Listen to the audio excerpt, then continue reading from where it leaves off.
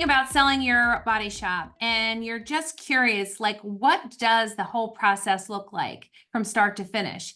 And that is a mouthful. So, briefly and very high level, what it looks like is the consolidator is going to start out by collecting a lot of information from you, your financials, some overview information, potentially some information from your CCC. And they're going to get to learn to know you, your shop, and what you're all about, and determine if you're even a candidate for them. Do you fit their model or their mold? Because there's lots of consolidators and they all have different models and molds and things that they're seeking. So let's just say, yeah, they like you, they've gotten through that process, which takes usually somewhere between a couple of days to 30 days, depending on many variables. So they come back to you, they make an offer, you go through the offer negotiation process. Then once that process is done, the next step is you enter into an agreed letter of intent. The letter of intent is, think of it as the framework or the frame like under a car, which basically outlines, on a high level what the deal looks like. From there, that letter of intent kind of outlines the rest of the selling process, meaning it outlines what they're going to pay for it, what lease terms, or if they're buying your real estate, pretty much any of the terms that you've negotiated will be outlined in the letter of intent. The next step is that they will be in the background working on creating the next legal document, which is called the asset purchase agreement. In addition to that, the consolidator will, or your buyer will be working on doing many types of due diligences, from financial due diligence, where they're going to go and look at your financials and a very deep dive to make sure that they all make sense and that this financially makes like a good decision for the buyer. They're going to be doing an environmental due diligence, which in most cases includes a phase 1, sometimes a phase 2.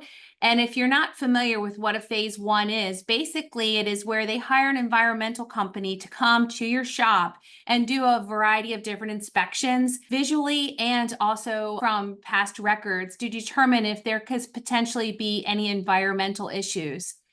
Once that's cleared and once the financial due diligence is clear, they're also going to do some inspections at your shop for facilities, your equipment, and a host of other due diligences that are on a case-by-case basis. Then it will move into the integrations phase, where they're going to be pre-gaming, if you will, getting ready to take over your shop, collecting a lot of information from you regarding the power company, who you have as your power company, your internet company, who you buy your coffee from, who you have to come get your trash, who you buy your Ford parts from. Everyone that you do business with, they will have to get all that information, what your agreements are, what discounts you have in place, and collect all of that information. And let me tell you, this whole process is, to say the minimum, exhausting. It's exhausting for me, and I do this every day for a living. So with that said, once all of that part is done, then the next phase is that the announcement comes, which can be very, very scary for a seller. I know when I went through the process and I had to announce to my employees that we were selling, it was probably one of the hardest days of my life. And it's emotional. You're selling one of your children. So it can be very challenging just mentally gearing up for that. The announcements made, once you successfully get through that, get through all the emotions on both your side and your team that you've been developing for years, because they're going to have their own set of emotional, adjustment to all of this. Integration process, where they start onboarding your employees, meeting and greeting, getting the employees comfortable with everything, and then moving into the actual closing day, where typically, and again, this isn't always in stone, but most of the time, the buyer will do a work in process walk where they're going to be assessing what you have on the ground. Different agreements are different. Sometimes this is a part of it, sometimes it's not. And then ultimately, the closing will happen. And I think this is the most unique part of what I'm going to tell you today. We expect a closing to be where we sit down and we meet at a table and we shake hands and we look at each other across the table, and, for lack of better words, a passing of the baby. Well, that could be further from the truth. Really, what happens is you sign a piece of paper on your computer or on a piece of paper and you scan it and send it back. They do the same thing. They marry up the signatures, send a wire, and that's it. It's done. It's over with.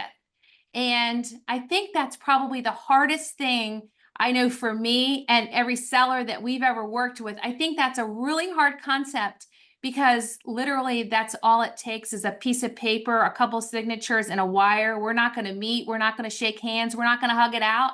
I think that is really one of the hardest things. And then once that's done, the deal is done. You can ride off into the sunset, go on vacation, sit back, cry, whatever you have on your agenda. Your responsibilities are mostly clear. There are some post-sale things that you do need to deal with, but we'll talk about that on another episode. If you have any more questions or would like to talk a little bit more about selling your shop or get some more information, feel free to give me a call directly. I'm Laura Gay with Consolidation Coach. I can be reached at 301-399-8675 or on my email at laura@consolidationcoach.com. Thanks.